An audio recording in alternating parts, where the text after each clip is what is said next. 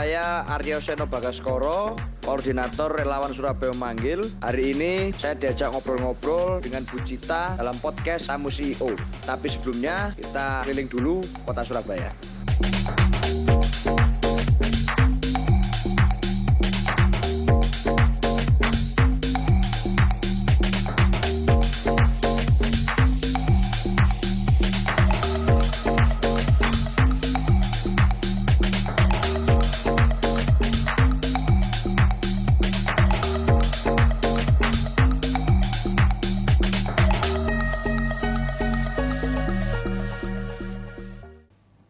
Amitia People, kembali lagi bersama saya CEO Amitia, yaitu Rucita Permatasari.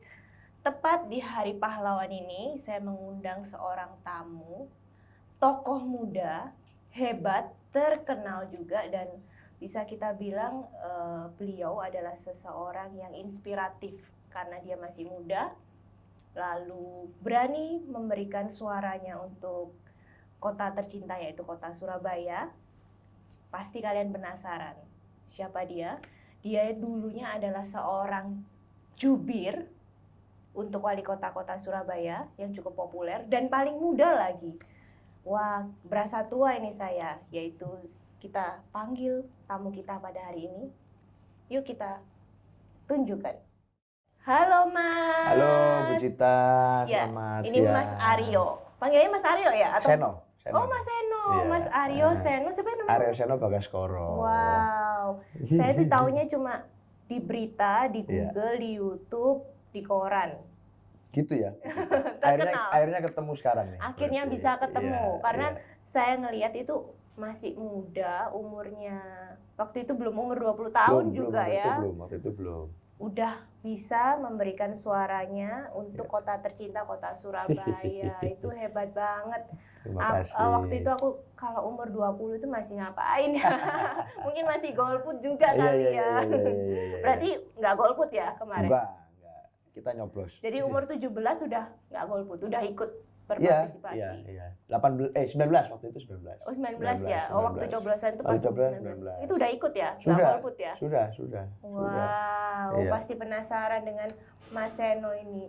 Ya, jadi tepat di Hari Pahlawan ini, kebetulan Amitia People di acara Tamu CEO, kita mengundang Mas Seno ini karena saya sendiri cukup terinspiratif dengan beliau karena masih muda tadi saya bilang, dan ingin lebih mengulik lagi tentang Mas Seno sehari-harinya seperti apa. Nah, saya ini lihat Mas Seno ini punya kegiatan yang sekarang lebih banyak intens di Surabaya Memanggil. Kira-kira apa itu? Biar kita semua tuh tahu. Iya. Pertama-tama saya terhormat sekali loh Bu Cita, karena kalau Bu Cita bilang saya masih muda nih, CEO Amitia ini juga masih muda ini, gitu. Tapi sesama muda dilarang saling mendahului. Gitu. Jadi kebetulan setelah selesai Pilwali kemarin, saya jadi juru bicara bagi Pak Wali itu kan di periode saat rame-ramenya itu, saat seru-serunya itu. Pada saat sudah selesai, kita kembali rekonsiliasi dengan semuanya. Ternyata ada pandemi COVID, gitu. Jadi perangnya itu ya ada gelombang baru yang muncul dan ternyata kemudian banyak yang menjadi korban warga Surabaya. Di situ terus Pak Wali ngomong sama aku, ayo kita berbuat sesuatu, kita ajak warga Surabaya untuk terlibat di dalam penanganan COVID-19.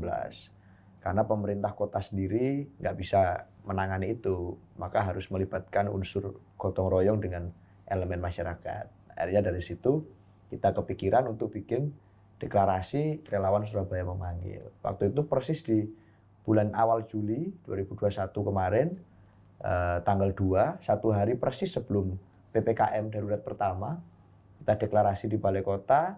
Dalam waktu sekian hari, 3 hari sudah terkumpul 1.500 orang untuk membantu kota Surabaya. Jadi relawan COVID. 1.500 ya? Kurang lebih 1.500. Jadi ada yang tugasnya nyetir ambulan jenazah, ada yang tugasnya mendampingi pasien di hotel asrama haji, ada yang tugasnya membantu vaksinasi, ya vaksin-vaksin massal di Gelora 10 November, di lapangan Tor, nah itu teman-teman ikut bantu. Nah, hal semacam itu, ada yang bantu jadi runner oksigen, ada yang di kecamatan, puskesmas, dan lain-lain. Dan itu terus berlangsung gitu. Dan pada saat kita dikumpulkan itu, tidak ada satupun dari kita yang tahu kapan ini akan berakhir tugasnya. Dan menjadi koordinator waktu itu hingga sekarang, ya menjadi sebuah tanggung jawab dan beban moral bahwa yang terpenting adalah keselamatan tim dan keselamatan orang banyak di Surabaya. Wow, Gitu. hebat banget Mas Seno ini. Memang pahlawan sesuai dengan tema kita hari Enggak ini. lah. Ya, jadi menyambung tentang tadi ya, Iya. tentang Surabaya memanggil, saya melihat Mas Seno punya ide yang cukup brilian juga. Saya bisa disebut sebagai seorang pahlawan juga lah ya untuk di generasi milenial ini di zaman era new normal juga. Nah, tapi saya tuh penasaran apa sih arti pahlawan bagi Mas Seno? Ya. Lalu siapa sih tokoh atau sosok inspiratif pahlawan bagi Mas Seno? Apakah mungkin Marvel atau siapa kira-kira? Kan pasti Iya, iya, anak-anak betul, ini benar. penasaran juga karena Benar. kan Mas Seno masih muda. Benar. Apakah tokohnya itu tokoh kekinian Iya, gitu iya, kan? iya, Atau iya. tokoh Iya, yang iya, iya, iya. mungkin kira-kira siapa ini? Iya. Coba. Jadi Arti pahlawan ya. ya, arti pahlawan. Buat aku pahlawan itu orang yang mau mengorbankan kepentingan dirinya untuk kepentingan orang lain. Mau itu orang banyak, mau itu orang-orang yang dia sayangi. Ya itu pahlawan gitu.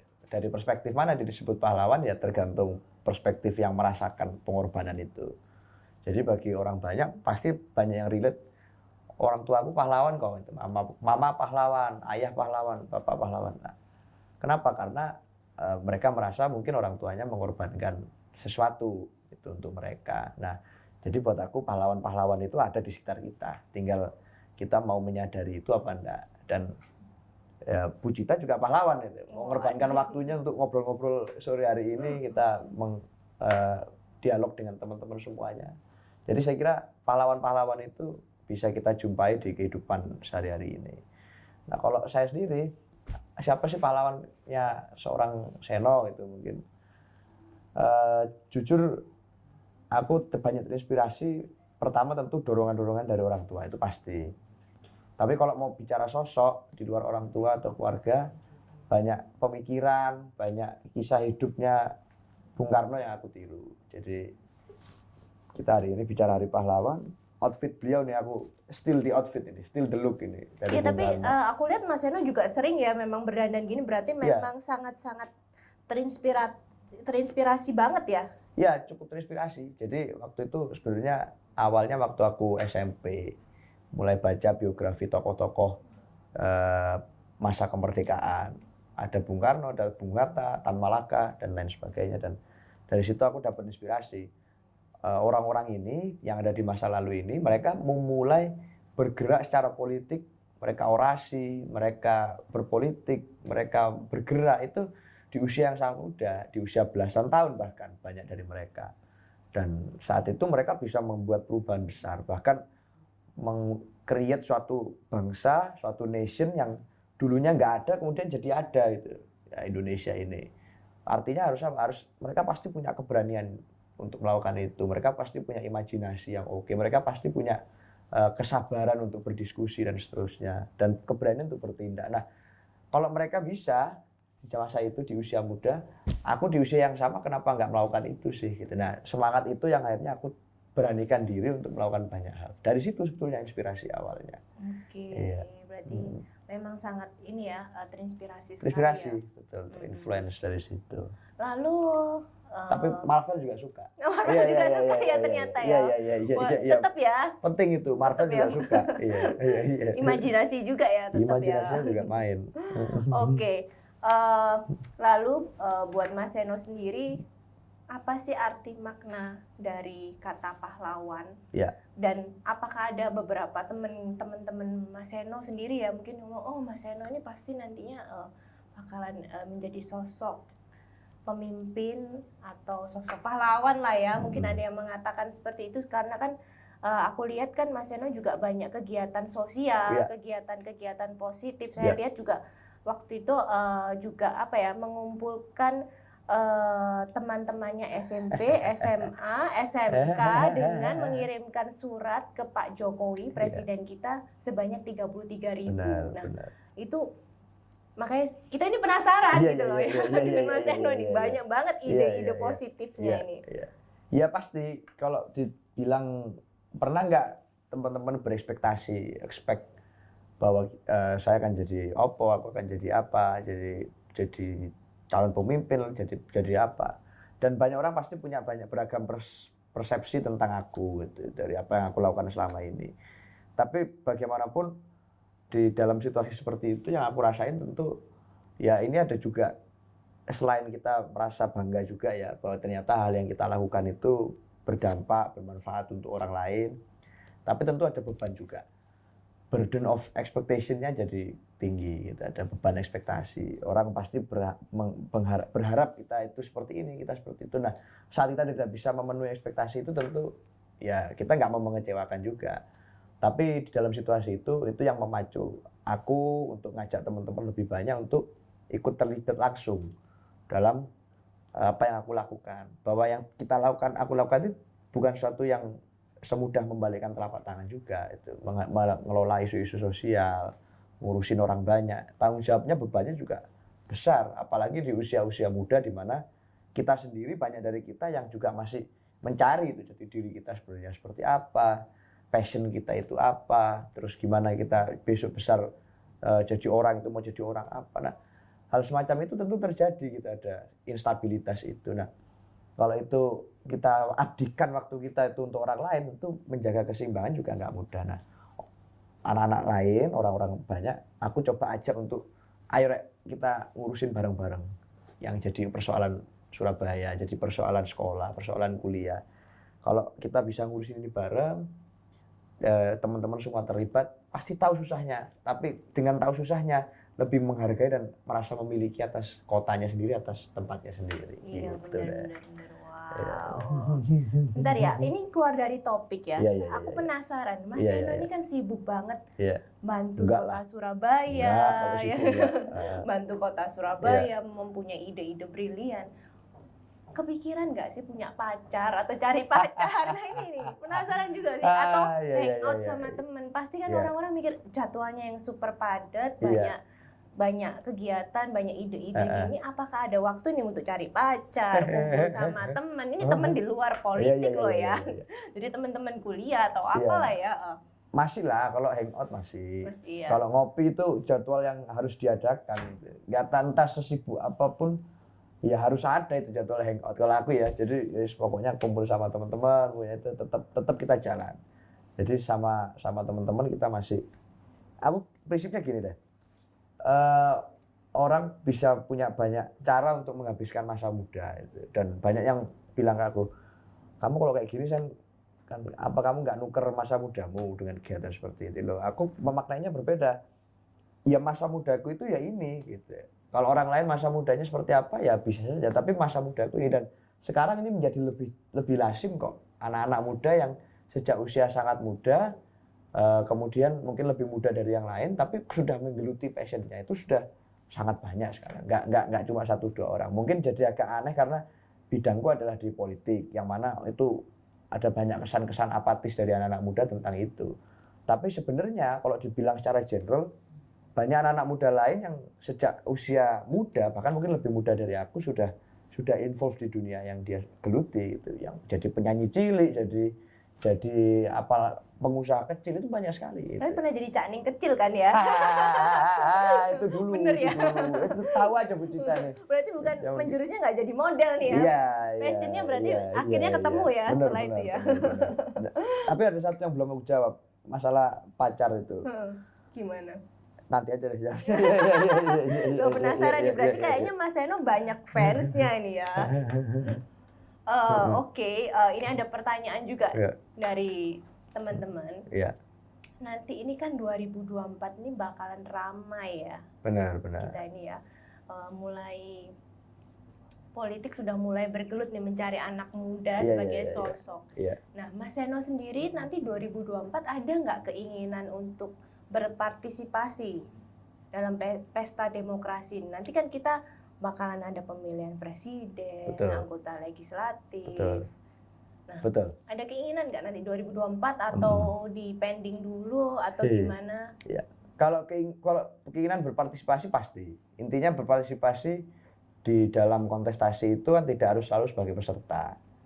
Artinya bisa men-create siapa, mengawal tokoh siapa yang aku kira layak untuk duduk di kursi-kursi itu, atau mengajak anak-anak muda untuk melek politik, untuk terlibat dalam pemilu, itu pasti. Dan sejak 2019, 2018-an itu aku sudah lakukan itu, meskipun nggak sebagai peserta, termasuk 2020 kemarin di Pil Wali Surabaya.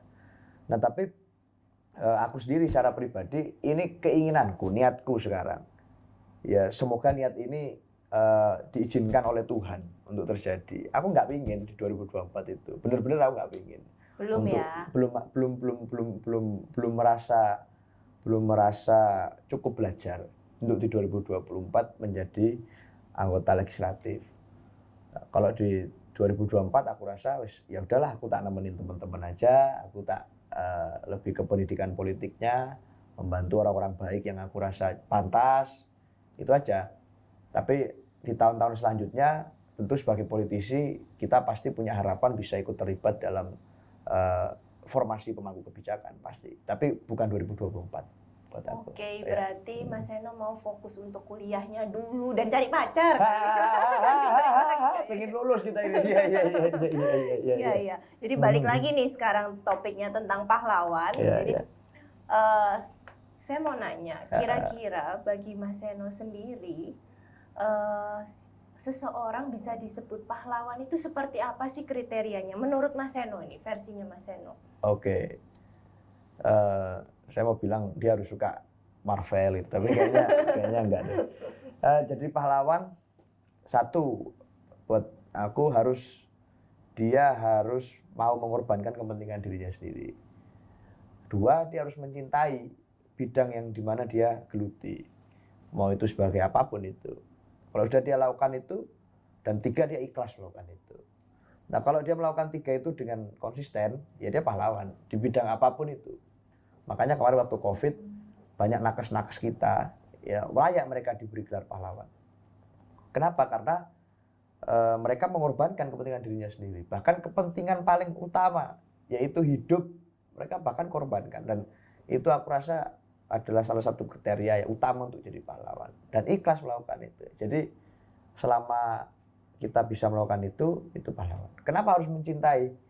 Karena di dalam mencinta itu, wujud mencinta yang paling nyata itu ya berkorban.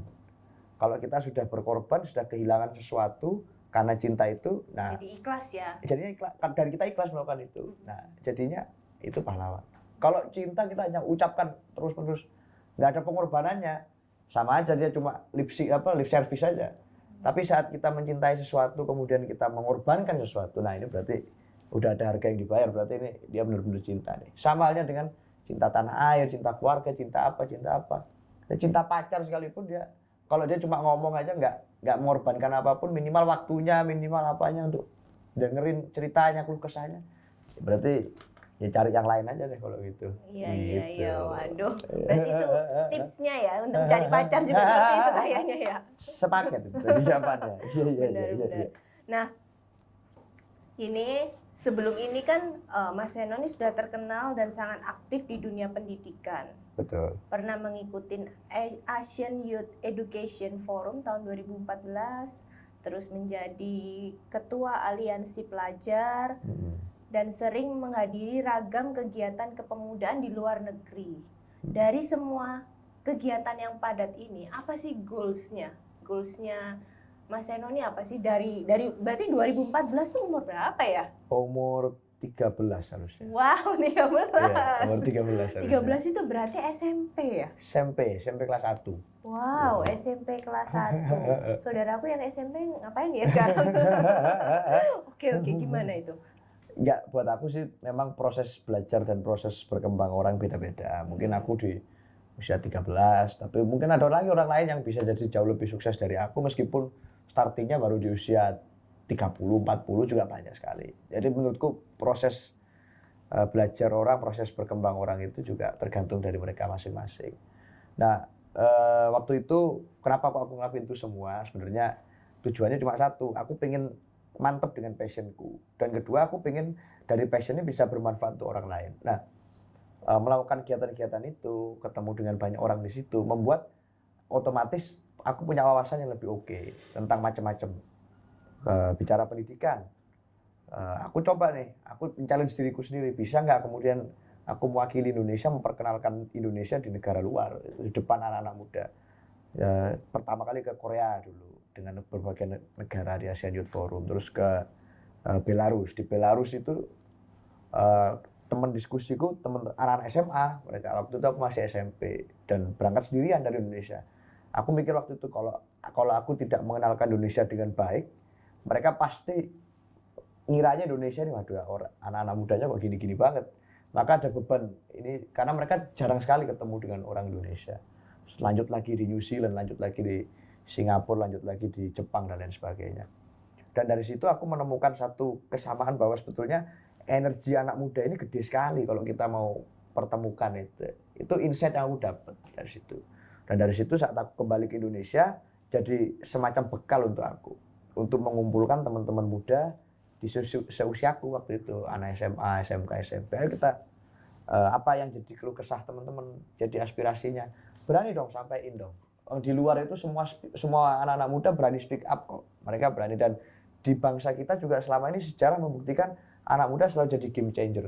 Kenapa kita nggak melakukan itu sekarang? Nah, inspirasi semacam itu akhirnya memperkuat passion itu, ngajakin teman-teman semuanya untuk berani, jadilah kemudian aliansi pelajar dan seterusnya. Sampai ketagihan sampai sekarang. Ternyata yang aku lakuin ini orang lain merasakan manfaatnya ya, wah ini sensasinya oke juga nih. Sampai sekarang akhirnya nggak bisa berhenti, sampai pusing juga kita dulu. Ini kalau itu dosa berarti dosa terindah. Berarti goalsnya memang keinginannya dari Mas Seno adalah bisa membantu banyak teman-temannya seusianya dulu lah yang pertama ya, bermanfaat untuk usia dari Mas Seno ya teman-temannya dulu sehingga bisa berimpact positif. Betul, awalnya gitu. Jadi kan kita ini sebenarnya punya suara yang harus kita berikan aspirasi ke masyarakat, ke pemerintahan. Jadi salah satunya dobrakan dari Mas Seno inilah ya akhirnya mengajak teman-temannya. Kalau dulunya masih takut, masih apatis, sekarang dari Mas Seno inilah yang membuat teman-temannya juga berani untuk berbicara. Wow, keren banget ya. Tapi ada pertanyaan yang agak unik ini. Iya. Kalau diminta berandai-andai, dilahirkan kembali, Mas Seno ini kan sekarang udah banyak prestasinya, udah banyak yang diraih. Kira-kira pingin menjadi sosok seperti apa? Kalau hidup lagi atau diulang lagi kira-kira? Kayaknya akan tetap milih jalan ini. Jalan ini ya? Tetap sama. Karena memang banyak konsekuensi, logis dan tidak logis, hal-hal yang harus dikorbankan. Tetapi apa yang aku rasain dan dengan sekian waktu ini dan kira-kira tujuanku kemana, kayaknya worth it deh. Gitu. Apa yang aku korbankan dan apa yang aku lakukan ini kayaknya worth it. Jadi kalau diminta mengulang lagi, apakah akan tetap mengambil jalan atau jalan yang lain? Aku masih penasaran sama endingnya. Jadi kayaknya akan ulang. Saya juga masih penasaran bacanya Mas Seno ini seperti apa sih? Enggak, kalau sekarang vakum semuanya. Ya, jadi vakum ya. betul-betul fokus dulu ya. COVID fokus itu, dulu ya. Fokus. Iya. Oke, jadi pertanyaan terakhir ini. Loh, udah terakhir ya? Terakhir. Iya. Nanti kita ngobrolnya di luar. Iya. Ya, jadi untuk sosok Mas Aryo Seno Bagaskoro ini dalam 5 tahun ke depan, kira-kira apa yang ingin Mas Seno lakuin 5 tahun ke depan nih Mas? Iya. Dalam 5 tahun. 5 tahun itu waktu yang singkat-singkat panjang. Bicara panjang. Apalagi ini kan new normal ya. Apalagi new normal. New normal, hybrid. Sekarang kan tren-trennya seperti itu. Nah, benar. Apa ini ide-idenya atau Mas Seno pingin seperti apa untuk anak-anak muda lah? Saya pertama pasti aku pinginnya ada upaya pemulihan ekonomi yang gede lah di Surabaya. Gimana anak muda kita bisa diaktifkan semangatnya untuk ikut memulihkan ekonomi kota. Gimana caranya? Ya simple, kita kolaborasi, gotong royong. Kamu bisa apa, aku bisa apa. Oke, kita saling mengisi di situ. Kemudian dengan teman-teman UMKM yang selama ini jadi jaring pengaman kita itu. Anak-anak muda ikut bantu dong UKM-UKM ini untuk bangkit lagi. Yang pinter melakukan desain misalnya, bantu brandingnya. Yang pinter melakukan akuntansi, bantu pembukuannya, kayak gitu-gitu.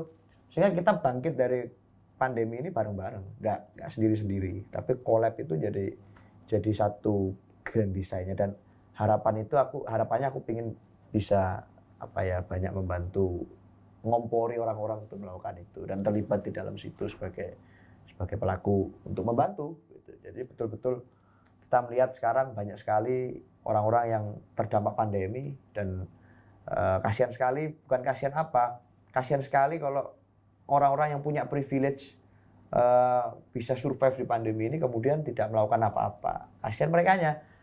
Bukan kasihan yang terdampak, tapi kasihan yang punya privilege ini.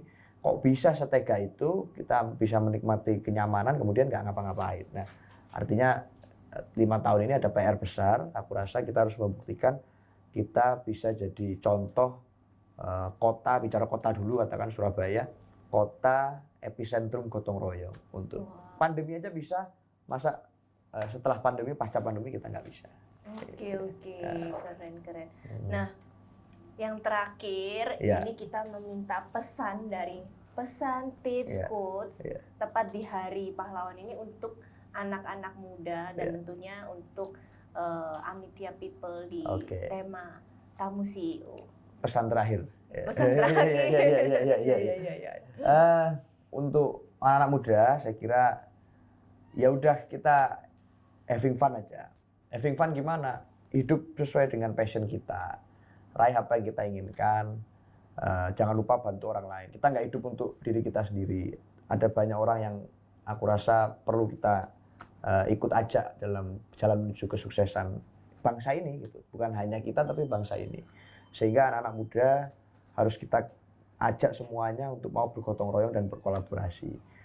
Saya yakin kalau kita lakukan itu, kebaikan-kebaikan itu akan kita rasakan bersama-sama.